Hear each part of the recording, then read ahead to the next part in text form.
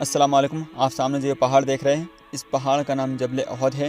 یہ مدینہ شریف کا سب سے بڑا پہاڑ ہے اور اس کی لمبائی 15 کلومیٹر ہے۔ اس پہاڑ کے بارے میں نبی کریم صلی اللہ علیہ وسلم نے کئی حدیث بیان کی ہے جو صحیح حدیث ہے۔ اس پہاڑ کے بارے میں نبی کریم صلی اللہ علیہ وسلم نے فرمایا کہ یہ جنتی پہاڑوں میں سے ایک پہاڑ ہے جو اس دنیا میں رکھا گیا ہے۔ الحمدللہ جو بھی مدینہ شریف آئے اس پہاڑ کی زیارت ضرور کریں کیونکہ یہ جنتی پہاڑ ہے۔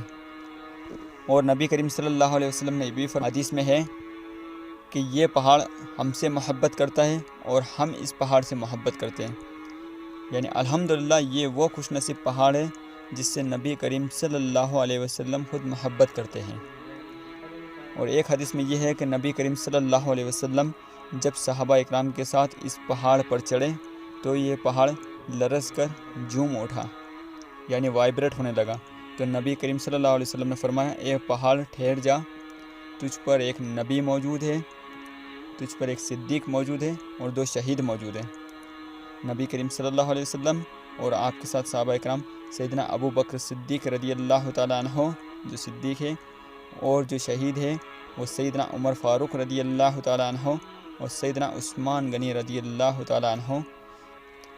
اللہ کے نبی نے اس دنیا میں ہی ان کی شہید ہونے کی بشارت دے دی۔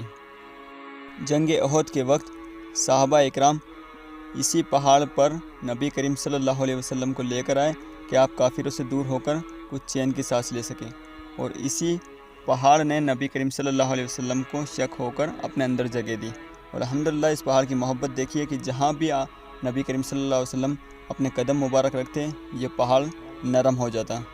سعودی عرب کی تمام زیارت والی ویڈیو دیکھنے کے لیے بھائی کے یوٹیوب چینل کو سبسکرائب کریں اور بیل آئیکن یعنی گھنٹی کا بٹن ضرور دبا دیں، اور اس ویڈیو کو زیادہ سے زیادہ شیئر کیجیے تاکہ تمام جتنے بھی حاجی لوگ یہاں پر آئیں ان کو زیارت کرنے میں اور سمجھنے میں کوئی دقت نہ ہو۔ اللہ حافظ، پھر ملتے ہیں نئے ویڈیو کے ساتھ۔